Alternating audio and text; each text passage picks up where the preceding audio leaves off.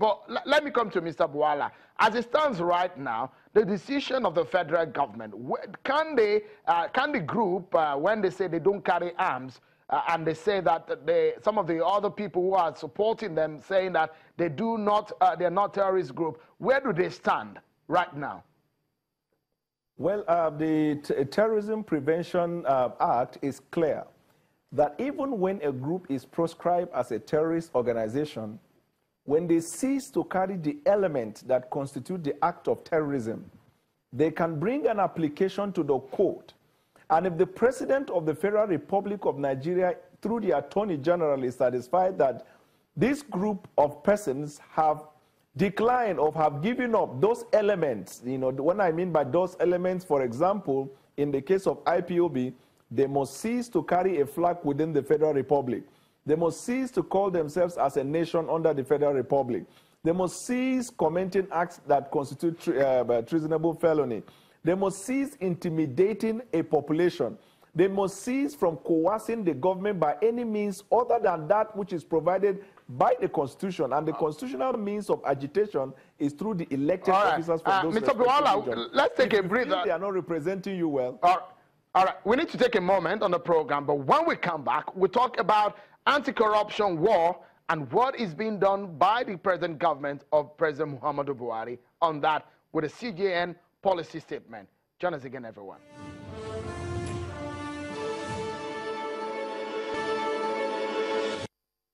Welcome back, everyone. The majority leader of the House of Representatives, Honorable Femi Gbajabiamila, has dissociated itself with the House of Representatives from the decision of House Committee on Public Petitions, which ordered 6 commercial banks to unfreeze the accounts of former First Lady Patience Jonathan and her relatives. This is one of the controversies around some alleged corruption cases. Let's continue the conversation. Chief Okoi Obono-Obla, the Special Assistant to the President on Prosecution, who works closely with the Office of the Attorney General, and Mr. Daniel Bwala, a member of the Lincoln Scene, a lawyer based in Abuja. They've been talking to us from Abuja studio. Let's begin the conversation on the issue of anti-corruption. Chief Obla, as it stands right now, the House of Representatives members, that committee on petitions did say the banks should unfreeze the accounts of the former First Lady. We saw the case of the former Minister of Petroleum Resources and a few other cases with the backdrop of what the CJN said yesterday. Where are we headed in terms of anti-corruption war in this country? Yes, it is very disappointing that a committee of the House of Reps will turn itself into a court of law and begin to direct banks to disobey orders issued by courts of competent jurisdiction. The National Assembly, the House of Representatives, is not a court of law. The National Assembly is constitutionally empowered to make law, then carry out oversight functions in the process of lawmaking to expose corruption, inefficiency, maladministration. But you now see the House of Reps jumping into the realm of interpretation of law. It's clearly unconstitutional. So I'm happy the majority leader of the House of Representatives, who is a solid lawyer, an experienced lawyer, who has practiced in Nigeria and the United States of America, he has denounced his colleagues and disassociated himself from that. It's very, very laughable. They don't have the power to do that. They don't have the power to declare any action of the executive unconstitutional. The only body that is constitutionally empowered to do that is the judiciary. So to talk about anti-corruption, I have to commend the Chief Justice of Nigeria for the reforms he has rolled out.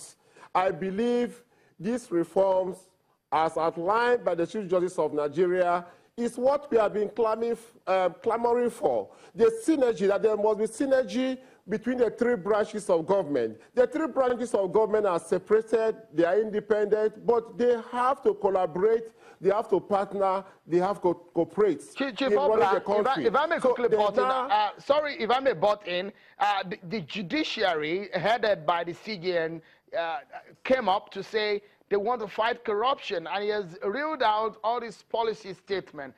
The big question is, the prosecution team of the federal government, how upstanding are they in terms of prosecution? Because that's a major part of the prosecution process, a major part of anti-corruption war. A lot of your critics will say prosecution is largely flawed. I don't agree with you. If you talk about prosecution, let's talk about the Department of Public Prosecutions of the Federation, which is a unit in the office of the Honorable Attorney General of the Federation. That unit or that department is one of the oldest institutions in the country. They have a lot of experienced lawyers there. You know, formerly, most of the judges in the country used to be appointed from the DPPF department, unit. So I do not agree with the narrative that prosecution is shoddy. And we have a lot of prosecuting agencies. The police prosecute, Customs Service, Immigration, NAFDAC, NAFTIP, the EFCC, ICPC. So if we prosecute 1,000 cases across the country and then we lost 4 cases, is that enough for anybody to jump into the conclusion that prosecution is shoddy? Let me allow Mr. Bwala to come into the conversation now. It is a false narrative. Let me allow Mr. Bwala to come into the conversation now. It's a different thing to reel out these policy statements from the CJN coming from him and saying there must be special court. Are you satisfied? Do you see this as a new beginning for Nigerian judiciary? No doubt it's a major breakthrough in this anti-corruption fight, and that is to what the CJN has done is to disprove the narrative that the judiciary is against the fight against corruption. If you look at what the CJN has said, for example, with respect to anti-corruption cases, he has ordered or directed that the heads of courts should designate certain courts that should try anti-corruption cases, comprehensive list of anti-corruption cases to be submitted to NJC. NJC will constitute in their next meeting anti-corruption trial monitoring committee to monitor conduct of corruption cases in court, so that we will avoid the problem we used to have before. After the case has been decided, before petition can come against a judge or a lawyer.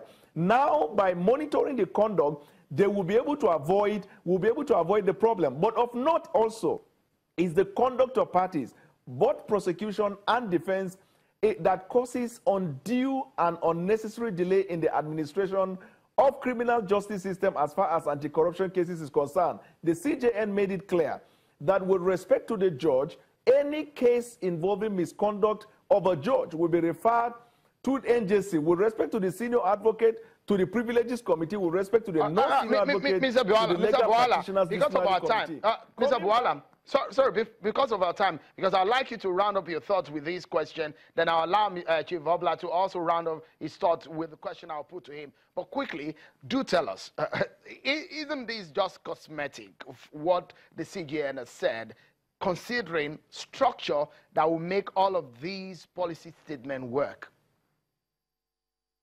There is nothing cosmetic about it. It is a directive from the CJN. He is the chief officer of the judiciary of the Federation. And that directive which he has issued, any court, any head of court that fails to comply with it has the consequences to face. And if, for example, in the case of a lawyer, the conduct of a lawyer, if that is reported to the Legal Practitioners Disciplinary Committee, the lawyers will be disciplined.